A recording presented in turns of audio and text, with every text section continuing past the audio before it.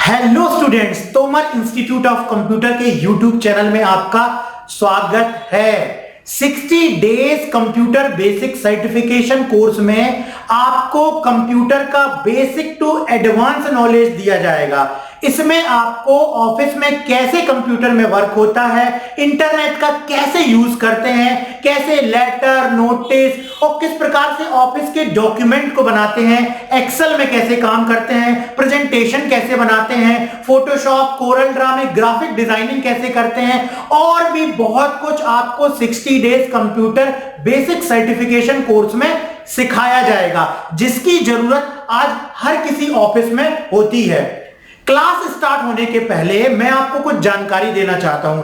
हमारी संस्था का एक ऐप है जिसका नाम है माय कंप्यूटर कोर्स ऐप। इस ऐप के माध्यम से आप घर बैठे, जी हां घर बैठे online 60 days computer basic certification course complete कर सकते हैं और इसमें आपको इसका सर्टिफिकेट भी मिलेगा, जो कि अभी जीडीएस की वैकेंसी निकली हुई है इंडियन पोस्ट ऑफिस के अंतर्गत। इसमें इस सर्टिफिकेट की बहुत डिमांड है और अगर ये सर्टिफिकेट नहीं होता है तो जॉब में कई लोग अप्लाई भी नहीं कर पाते हैं। तो यदि आप रेगुलर जो हम क्लासेस देंगे आपको 60 डेज की, जिसमें आपको पूरा कंप्यूटर का प्रैक्टिकल सिखाया जाएगा, यदि आप इसके साथ कंप्यूटर का सर्टिफिकेट भी चाहते हैं तो अभी वीडियो के डिस्क्रिप्शन में आइए। सबसे पहले तो ऐप को डाउनलोड कीजिए जिसका नाम है माय कंप्यूटर कोर्स ऐप। इस ऐप को अभी तक 1 लाख से ज्यादा स्टूडेंट्स ने डाउनलोड किया है और कोर्सेज को ज्वाइन किया है, अपना सर्टिफिकेट और डिप्लोमा घर मंगवाया है। बहुत सारे स्टूडेंट्स का सिलेक्शन हो गया, उसके बाद उनका वेरिफिकेशन लेटर भी हमारे पास आया है। ये सारी चीजें आपको हमारी संस्था के माध्यम से पूरी सर्विस दी जाएगी।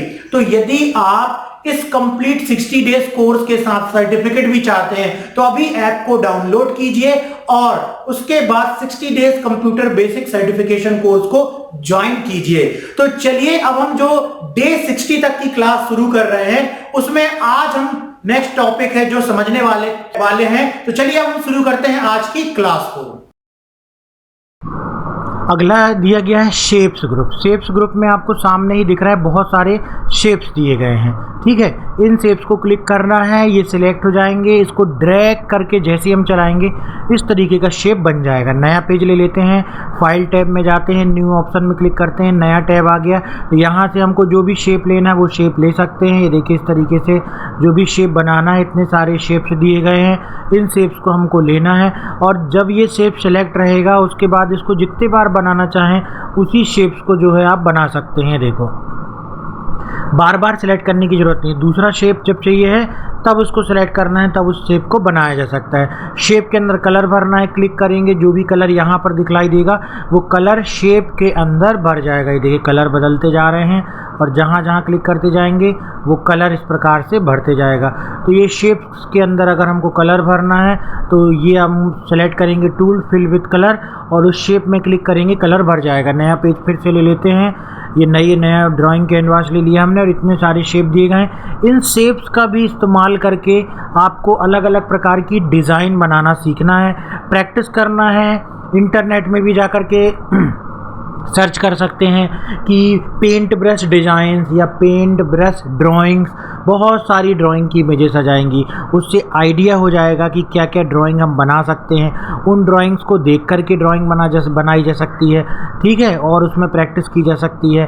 तो इस तरीके से आपको अलग अलग प्रकार की ड्राइंग बनाना है और ड्राइंग में डिफरेंट कलर्स देने हैं, उसको सेव करना है। सेव करने के बाद आप उन ड्राइंग्स को प्रैक्टिस करने के दौरान जो है सब कुछ बना करके सेव कर लेंगे, ठीक है। तो इससे क्या होगा, आप माउस की वर्किंग भी सीख जाएंगे और माउस की वर्किंग के साथ साथ कुछ क्रिएटिव सा आपके दिमाग से भी निकल करके आएगा, जिससे आइडिया हो जाएगा कि आगे चल के भी कंप्यूटर में हम और भी चीज़ें, सॉफ्टवेयर जब सीखेंगे तो नई नई चीज़ें हम कैसे बनाते हैं।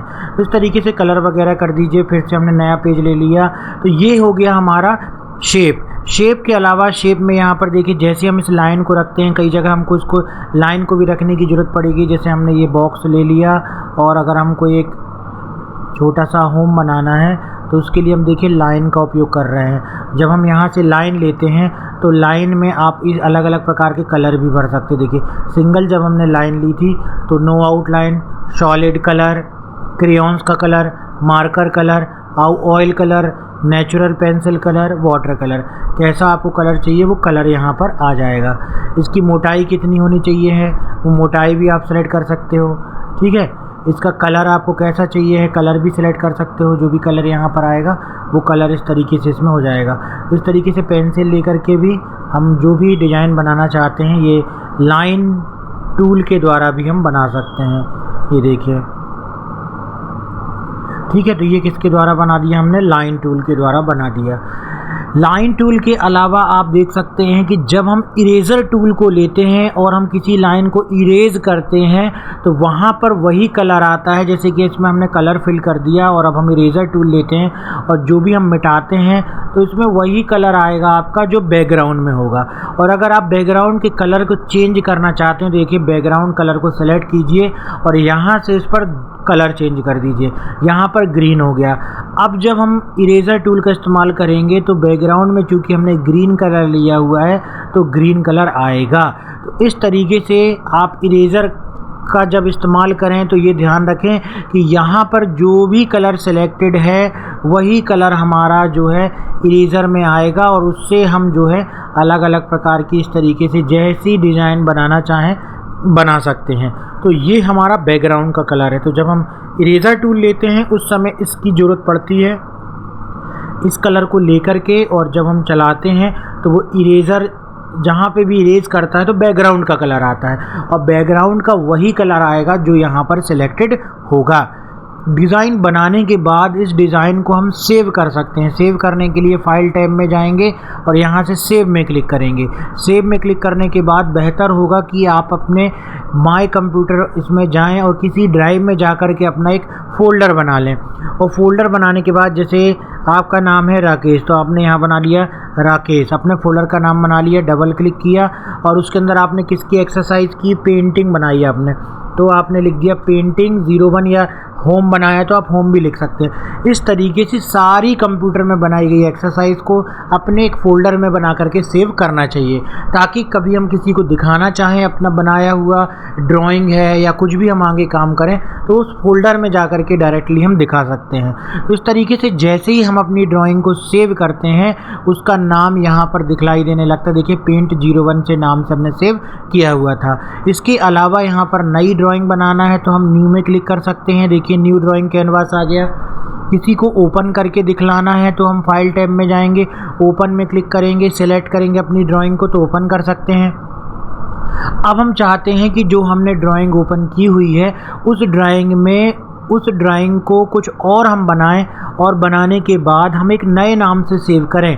हमको इसी नाम से सेव नहीं करना, जैसे पेंट 01 नाम से है यहाँ पर सेव। अब हम इस ड्राइंग में कुछ नया मान लीजिए जोड़ देते हैं और इस ड्राइंग में जब हम कुछ नया जोड़ देते हैं और अगर हम सेव में ही क्लिक करेंगे तो हमारी फ़ाइल इसी नाम में सेव हो जाएगी और जो भी डिज़ाइन हम बनाए हुए हैं वो इसी नाम में सेव हो जाएगा। लेकिन हमारी रिक्वायरमेंट ऐसी है कि जो भी हम यहाँ पर बना रहे हैं वो हम एक नई फाइल में सेव करें, तो उसके लिए चुनते हैं सेव एज। और सेव एज ऑप्शन का इस्तेमाल जो भी हम यहाँ ड्राइंग बना रहे हैं उसको अलग अलग प्रकार से सेव करने के लिए, अलग अलग प्रकार के फॉर्मेट में सेव करने के लिए भी किया जा सकता है। जैसे PNG फॉर्मेट में भी सेव कर सकते हैं, JPG फॉर्मेट में भी सेव कर सकते हैं, BMP फॉर्मेट में भी सेव कर सकते हैं, GIF फॉर्मेट में भी सेव कर सकते हैं। तो ज़्यादातर PNG और JPG ही इस्तेमाल होते हैं ड्राइंग के लिए। तो हमने JPG में मान लीजिए सेव कर दिया है ना। JPG मतलब आप इसको फेसबुक में, व्हाट्सएप में शेयर भी कर सकते हैं। तो यहाँ पर हमने दे दिया पेंट 2, तो ये सेव एज ऑप्शन के द्वारा और सेव कर दिया। जब हम इसको सेव कर देंगे तो हमारी देखिए दोनों ड्राइंग यहाँ पर आ जाएंगी। पेंट 1 में जो हमने डिज़ाइन बनाई थी और उसके बाद पेंट 2 में जो हमने ये ट्री का जो है जोड़ दिया था तो उसको सेव एज किया था। इस तरीके से ये कौन सा ऑप्शन हो गया, सेव एज। अब जो भी पेंटिंग आप बनाते हैं उसे यदि आप प्रिंट करना चाहते हैं तो प्रिंट में जाइए, प्रिंट प्रीव्यू में देखना चाहते हैं प्रिंट प्रीव्यू में देख लीजिए। इस तरीके का प्रीव्यू आ रहा है, इसी तरीके का प्रिंटर से प्रिंट निकलेगा क्योंकि प्रीव्यू ऐसा आ रहा है। क्लोज में क्लिक कर देंगे, फिर इसमें जाएंगे। फिर यहाँ पर अगर आप पेज सेटअप देखना चाहते हैं कैसा किया गया है, मतलब किस साइज के पेज में आप प्रिंट निकालना चाहते हैं तो ड्राइंग यहाँ पर आने वाली है आपकी। आप पेज की साइज सेलेक्ट कर सकते हैं, प्रिंटर में जिस भी साइज का पेज लगा हुआ है, प्रिंटर में पेज कहाँ लगा हुआ है, किस ट्रे में, उसको सेलेक्ट किया जा सकता है। प्रिंटर से जो पेज निकल रहा है उसमें आप ड्राइंग को पोर्ट्रेट में यदि निकालना चाहते हैं, मतलब आपकी ड्राइंग किस में निकलेगी, पोर्ट्रेट में निकलेगी। बाय डिफ़ॉल्ट किस में था, लैंडस्केप में था, मतलब इमेज जो ड्राइंग हम बना रहे हैं वो चौड़ाई में प्रिंट निकलती, और पोर्ट्रेट सेलेक्ट कर लेंगे तो लंबाई में प्रिंट निकलेगी। लेफ़्ट में कितना मार्जिन देना है हमको, राइट में कितना मार्जिन देना है हमको, ये सेट कर देंगे। टॉप में कितना मार्जिन देना है और बॉटम में कितना मार्जिन देना है, मतलब जो हमारा प्रिंट निकलेगा उस पेज में ऊपर कितनी जगह छोड़ना है, टॉप का मार्जिन, नीचे कितनी जगह छोड़ना है, बॉटम का मार्जिन, लेफ़्ट में कितनी जगह छोड़ना, राइट में।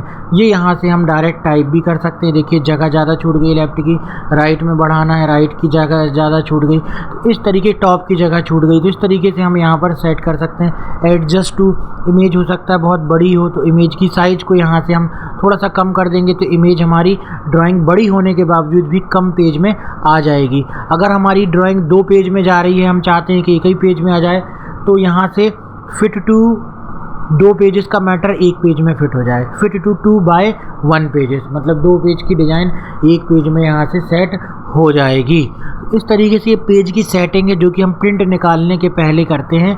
और उसके बाद जब प्रिंट ऑप्शन में क्लिक करते हैं तो ये प्रिंट का डायलॉग बॉक्स आ जाता है, जहाँ से हम प्रिंटर का नाम सेलेक्ट करते हैं, हमारे कंप्यूटर से जो भी प्रिंटर अटैच होता है उसका नाम सेलेक्ट करते हैं, नंबर ऑफ़ कॉपीज़ कितनी प्रति निकालना है उसको सेलेक्ट करते हैं, और प्रिंट ऑप्शन में क्लिक करते हैं तो क्या होता है, प्रिंट निकल जाता है। तो ये प्रिंट की ज़रूरत भी पड़ती है हमको प्रिंट निकालने के लिए। सेंड इन ईमेल हो सकता है, आपको डिज़ाइन बनाने के बाद ईमेल करना है किसी को, तो सेंड इन ईमेल में क्लिक करेंगे, ईमेल क्या होगी, सेंड हो जाएगी। यहाँ पर हमने क्लिक किया, there is no email program associated to perform the requested action. तो एक तो आपको इंटरनेट चालू होना चाहिए, और दूसरा इसके लिए ईमेल का प्रोग्राम जैसे आउटलुक एक्सप्रेस होता है वो इंस्टॉल्ड होना चाहिए, तब ये ईमेल वाला ऑप्शन काम करेगा। और इसके अलावा भी हम जीमेल में जाके आसानी से इसको सेव कर लें, और सेव करने के बाद उसमें अटैच करके आसानी से ईमेल कर सकते हैं। फिर भी ये ऑप्शन दिया गया, उसके बारे में बतलाया।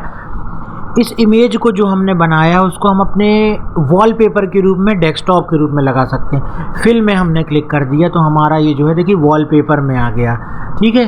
अगर इसको हम दूसरे ऑप्शन के रूप में करते हैं, टाइल के रूप में, तो ये देखिए छोटे छोटे इमेजेस कई प्रकार से आ जाएगा, जितनी साइज़ है उस हिसाब से वो सेट कर लेगा, उतने बार सेट कर लेगा। सेंटर में केवल एक बार आ जाएगा, बीच में इस प्रकार की इमेज से। तो अच्छी सी ड्राइंग बना करके अगर ड्राइंग अच्छी लगती है तो उसको आप बैकग्राउंड में सेट भी कर सकते हैं। प्रॉपर्टीज़ दी गई है बैकग्राउंड की प्रॉपर्टीज़, कब इसको सेव किया गया, डिस्क में इस इमेज की साइज़ क्या है, इसका रेजोल्यूशन क्या है, यूनिट्स किस में है, कलर कैसी है, ब्लैक एंड वाइट है कि कलर है, ये चीज़ें सेट की जा सकती हैं। अबाउट पेंट में क्लिक करेंगे तो पेंट के बारे में जानकारी जाएगी। विंडोज़ 7 ऑपरेटिंग सिस्टम में इंस्टॉल्ड पहले से सॉफ्टवेयर है, इसलिए विंडोज़ 7 के बारे में ये बतला रहा है। इसके अलावा यहाँ से एग्जिट में क्लिक करेंगे तो बाहर आ जाएंगे, और उसके अलावा जो भी रिसेंट पिक्चर आपने बनाई हुई हैं, इस्तेमाल किया है, ड्राइंग एडिट की है, उनके नाम यहाँ पर दिखलाई देते हैं। तो ये यहाँ पर आप देख सकते हो कि ये होम टैब के अंतर्गत दिए ऑप्शन थे, फाइल टैब के अंतर्गत दिए गए ऑप्शन का उपयोग सीखा हमने। उसके अलावा यहाँ पर दिया गया है व्यू टैब, इसके बारे में मैंने थोड़ा सा बतलाया था। जूम इन में क्लिक करेंगे, इमेज की जो जूम है वो बढ़ जाएगी ताकि हम और अच्छे से काम कर सकें। ये स्लाइडर से भी कर सकते हैं, ये जो स्लाइडर दिया गया है इससे भी काम किया जा सकता है, ये देखिए, ठीक है। और जूम आउट में क्लिक करेंगे, इमेज की जो जूम है वो कम हो जाएगी। 100% में क्लिक करेंगे, 100% आ जाएगी। रूलर में क्लिक करेंगे, इमेज में आपका ड्राइंग शीट में देखिए ऊपर रूलर दिखने लगेगा, इसको बोलते हैं हॉरिजॉन्टल रूलर, और ये है वर्टिकल रूलर, ताकि हम इमेज की साइज को नाप करके सही तरीके से बना सकें। ग्रिड लाइन में क्लिक करेंगे तो ग्रिड लाइन आ जाएगी, इससे भी हम इमेज को सही तरीके से, बिल्कुल उसकी जो अलाइनमेंट है वो बिल्कुल प्रॉपर रहेगी अगर हम ग्रिड लाइन में क्लिक करके बनाते हैं। इसको हटाना होता तो हटा भी सकते हैं। फुल स्क्रीन में क्लिक करेंगे तो ये कभी किसी को दिखाने के लिए कि देखो हमने ये डिज़ाइन बनाई है, फुल स्क्रीन में क्लिक कर सकते हैं। कीबोर्ड से एस्केप की दबाएंगे तो बाहर आ जाएंगे। तो इस तरीके से कुछ ऑप्शंस दिए गए हैं जिनका इस्तेमाल करके कंप्यूटर में विंडोज़ 7 ऑपरेटिंग सिस्टम या किसी भी विंडो ऑपरेटिंग सिस्टम में अच्छी सी ड्राइंग बनाई जा सकती है। इसके अलावा इसमें 2 ग्रुप और दिए गए हैं, क्लिपबोर्ड ग्रुप और इमेजेस ग्रुप। यहाँ पर इमेजेस से रिलेटेड काम किया जा सकता है, जैसे सिलेक्ट वाला ऑप्शन दिया गया है। ये जो इमेज है इसको कैसा सेलेक्ट करना, केवल इसको सेलेक्ट करना है, आपने इसको सेलेक्ट कर लिया। सेलेक्ट करने के बाद इसको आप देखिए कहीं पे भी ले जा सकते हैं इस इमेज के इस भाग को, है ना। इसको आपको फ्री फॉर्म सिलेक्शन करना है, ये देखिए, ये जैसा मैंने सेलेक्ट किया ये इतनी भाग को लेकर के आ जाएगा। ये इसको बोलते हैं फ्री फॉर्म सिलेक्शन करना। उसके अलावा सेलेक्ट ऑल करेंगे, पूरा सेलेक्ट हो जाएगा। ठीक है, डिलीट करेंगे तो जो भी इमेज सेलेक्ट है वो डिलीट हो जाएगी। तो हमारी पूरी इमेज सेलेक्ट थी, इसलिए क्या हो गई, यहाँ से डिलीट हो गई। इसके अलावा यदि कोई इमेज हम यहाँ पर लेकर के आते हैं, उस इमेज को हम अलग अलग तरीके से क्या कर सकते हैं, रोटेट कर सकते हैं। जैसे हमने यहाँ पर अपनी इसी ड्राइंग को ओपन कर लिया, जो हमारी ड्राइंग थी, ये हमारी ड्राइंग थी। अब हम इसको रोटेट करते हैं। देखो रोटेट कर दिया हमने 90 डिग्री, ये 180 डिग्री रोटेट कर दिया, फ्लिप हॉरिजॉन्टल कर दिया, फ्लिप वर्टिकल कर दिया। और ये हमने किया, इसको यहाँ समझो, फ्लिप वर्टिकल, ये देखो, ठीक है, और फ्लिप हॉरिजॉन्टल। ये कहीं भी रिक्वायरमेंट हो जाती, किसी भी ड्राइंग को हमको जो है रोटेट करना पड़ सकता है, तो ये हम इमेज को रोटेट कर सकते हैं, रीसाइज कर सकते हैं। जो इमेज दिखाई दे रही है, कोई इमेज भी हो सकती है, आपकी ड्राइंग भी हो सकती है। इमेज को हॉरिजॉन्टली आपको कितना कम ज़्यादा करना है, यहाँ से भी आप इसकी साइज़ को देखिए कम ज़्यादा कर सकते हैं। ठीक है, यहाँ से रीसाइज ऑप्शन से। उसके अलावा यहाँ पे कट कॉपी पेस्ट दिया गया है, जो कि नोटपैड में आगे टेक्स्ट को कट कॉपी पेस्ट करने में ज़्यादा इसमें जो है ये ऑप्शन दिया गया है क्लिपबोर्ड। तो क्लिपबोर्ड के अंतर्गत कट कॉपी पेस्ट का इस्तेमाल हम कैसे करेंगे, इसको समझते हैं हम। तो यहाँ पर मान लीजिए हमने इस प्रकार से जो है ये शेप रखा, और इस शेप में हमने कलर दे दिया। अब हम इसको जैसे ही सिलेक्ट करेंगे, चाहे तो हम रेक्टेंगल से सिलेक्ट करें, चाहे इससे सिलेक्ट करें, हमने इसको सिलेक्ट किया। जैसे ही सिलेक्ट करेंगे तो दो ऑप्शन हाईलाइट हो जाएंगे, कट कॉपी और पेस्ट।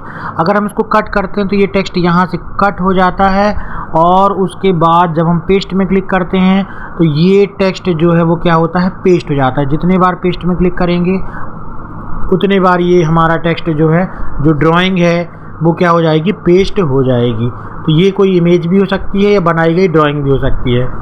इसी प्रकार से अब हम कट करना सीखते हैं। कट करने में क्या होता है, कोई भी डिज़ाइन हमने ले ली, इस तरीके से ड्राइंग बना ली, और ड्राइंग बनाने के बाद इसको हमने सेलेक्ट किया, और ये देखिए कट की जगह कॉपी किया। कॉपी में ये अपनी जगह भी बना हुआ, जैसे पेस्ट में क्लिक करेंगे तो ये देखिए पेस्ट होते जाता है। ये देखिए पेस्ट हो गया, ठीक है ना, पेस्ट में क्लिक किया, फिर देखो पेस्ट हो गया। तो कट में वो ड्राइंग जो है वो अपने स्थान से कट जाती है, और उसको हम कई जगह पेस्ट कर सकते हैं।